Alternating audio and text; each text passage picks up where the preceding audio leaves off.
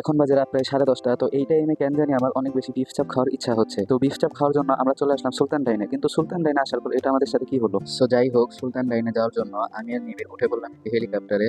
ও sorry, এটা যে রিক্সা আমি ভুলে গেছিলাম। রিক্সায় ওঠার পর শুরু হলো নিবিড়ের পাগলা। কিছুক্ষণ যাওয়ার পর আমরা পড়ে গেলাম বিশাল এক জ্যামের মধ্যে, যেটার জন্য নারায়ণগঞ্জ খুবই বিখ্যাত। জ্যাম থেকে বের হয়ে আমরা সোজা চলে আসলাম চাষারা শহীদ মিনার। শহীদ মিনারে মানুষের চাপ অনেক বেশি, তো আমরা চলে আসলাম সেখান থেকে এন্ড হচ্ছে আমাদের মূল গন্তব্যে যাওয়া শুরু করলাম। ফাইনালি আমরা জ্যাম মানুষের ভিড় পার করে সুলতান ডাইনের সামনে এসে পড়লাম। এখন আমরা যাচ্ছি মানুষের ভিড়ের মধ্য দিয়ে। এদিকে আমার ভিডিও করা দেখে নিবিড় অনেক বেশি পাগলামি শুরু করছে আমার সাথে। অবশেষে আমরা সুলতান ডাইনে ঢুকে পড়লাম। ঢোকার সাথে সাথে আমার মাথা তো পুরাই নষ্ট। মনে হচ্ছে নারায়ণগঞ্জের সব মানুষ আজকে খাওয়ার জন্য আসছে সুলতান ডাইন। আমি তো নিবিড়ের সাথে খুব বেশি রাগারাগি করলাম, কারণ সে আমাকে জোর করে সুলতান ডাইন আনছে। আমি আসলে যেতে চাইছিলাম অন্য জায়গায়। তো যাই হোক, আমরা দাঁড়ায় দাঁড়ায় অপেক্ষা করছি আর মানুষের খাওয়া দাওয়া দেখছি। অন্যদিকে এই পোলাটা বারবার আমার ভিডিওর সামনে এসে ডিস্টার্ব করতেছে। অবশ্যই ফাইনালি আধা ঘন্টা পর আমরা সিট পাইলাম। এখন আমার পুরাই সরকারি হসপিটালের ফিল আসতেছে। মনে হচ্ছে এতক্ষণ সিরিয়ালে দাঁড়িয়ে ছিলাম হসপিটালে। যাই হোক, সিট পাওয়ার পর আমার মনটা খুব ভালো লাগতেছে, কারণ অনেকক্ষণ দাঁড়ায় থাকার পর ফাইনালি আমরা সিট পাই। এদিকে আমি একটা মিরর পিক তোলার চেষ্টা করছিলাম, পরে দেখি সামনে অনেক বেশি ময়লা আর বোতলে। ফাইনালি আমি একটা মিরর পিক তুলেই ফেললাম। এদিকে ঢং করতে করতে আমাদের অর্ডার আইসা পড়ছে। আসার সাথে সাথে নিবিড় খাওয়া শুরু করছে, কারণ ওর অনেক বেশি খিদা লাগছে। ফাইনালি আমার সামনে বিফ চাপ পোলাও এসে হাজির, যার জন্য আমি এতক্ষণ খুব বেশি অপেক্ষা করছিলাম। আমাদের খাওয়া প্রায় শেষ।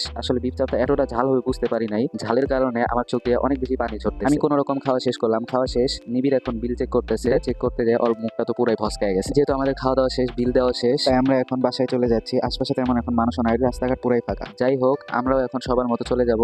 আজকের জন্য এই পর্যন্ত। আল্লাহ হাফেজ।